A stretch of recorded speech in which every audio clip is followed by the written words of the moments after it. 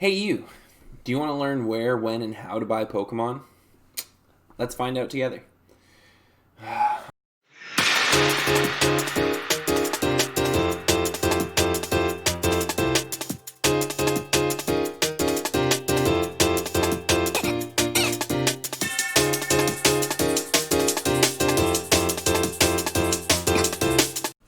Stop! Look at this cute baby. Hit the like button. Subscribe. Hit the bell. Or else this baby will find you and slobber you.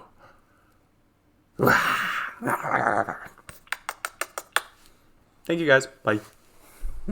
Alright, we'll start with where. Generally, I like to buy locally. So when I mean locally, I mean like marketplace, flea markets, local game stops and stuff like that. I mean, you can also go to eBay.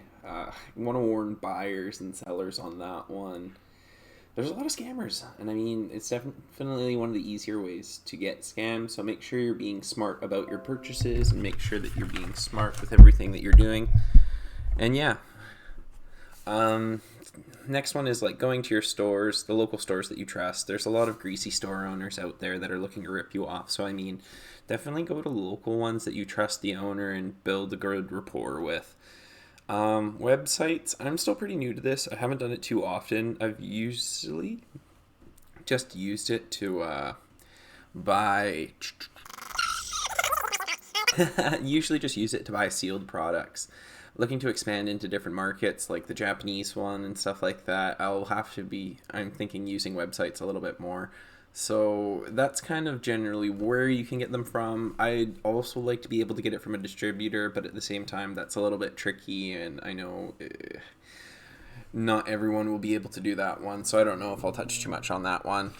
So when buying locally, look for lots of cards. Usually drives down the PPC price per card. Their margin at least 25 to 30%. Can be less on more expensive cards, but generally it's a good way to be. To buy bulk lots so that you can just kind of drive down the cost of each individual card. Leave a margin for yourself. Generally, my rule of thumb for margins is about 25 to 30% so that you can at least make some money there. Usually the best place to do that off of is either Troll and Toad or TCG or eBay Sold is kind of the best way to go about it to kind of get a general rule of thumb of what you're getting for your product. Um, don't ever prepay. Especially with people that you haven't built a rapport with yet. Don't do it. You're going to be in for a world of hurt, and I know there's a lot of scammers out there, so the only way that I prepay is if it's trusted sellers that I know that I'm going to get the product from, and I obviously have to pay them first before they're going to send it. So always be careful when you're buying locally off marketplace and stuff like that. Don't ever, I mean, you can leave a deposit if you're really interested in a product, but I wouldn't recommend it. I'd always say just go and meet them up as soon as you can. Bring cash, and that's the way to go about it. If it's too good to be true, often it's too good to be true. So don't waste your guys' time and effort on a lot of those things that are just not going to pan out to be anything. Um, eBay, when I'm buying, I prefer to. Don't judge me. I'm going to teach you my secret. Auction snipe. And what I mean by auction snipe is I'm usually watching time ending and I'm looking at all the products and seeing if it can fit inside my margins. This is a really hard thing to do because you need to have a lot of experience in the Pokemon market and you can't generally look up prices that quickly. I mean, if you're rocking two screens, obviously you can have Troll and Toad or TCG Player on one side and you can look up the card and then look it up there. So that's one way of doing it. I prefer to do it that way because I've been fairly successful with grabbing cards for fairly cheap. But like I said, do your research. It comes with a lot of work and a lot of heartache if you do it wrong. So be careful. Don't impulse buy. It's another one of those things. If it's too good to be true, it's too good to be true.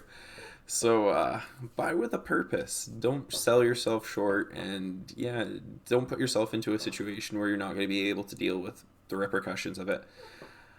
When buying off eBay, watch out for white box photos. And what I mean by that is there's containers about this big that are cubes, hollow on the front, and then they have white lighting around it.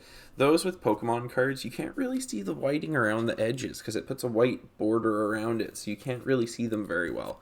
So I recommend asking for multiple photos, usually against a dark surface, and Yeah, try and get a couple different angles. I mean, video is always best, but I don't think you can usually send those over eBay, but new to that, so I'll be back on that. And then generally my rule of thumb is I only like to buy off buyers on eBay who have a 95% plus rating. If it's below that, it generally makes me question them and what they're selling. So be careful with that one, you guys. That's kind of my 2 cents worth on buying off of eBay.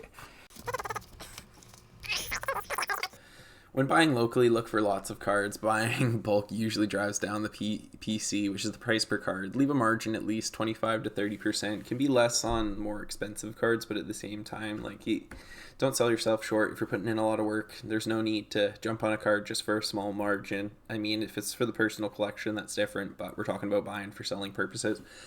Yeah, hard to find slabs in store, so generally when I'm buying locally I buy everything because I can use my eyes to see it. When I'm buying online, I usually like to buy slabs or sealed product just because you know what you're getting, and then you don't really have to fight with the person of it's a 7, it's a 6, it's a 5, it's a 4, 3, 2, 1. So yeah, just be careful on that one. Here we go. Last one. I've never really actually bought off Troll and Toads, so I can't really give too much insight on that one. I know Rusty has done quite a fair amount of it, so he might be a better person to talk to on it, so maybe ask him. So let's quickly go over a few different things. Locally, I like to buy bulk.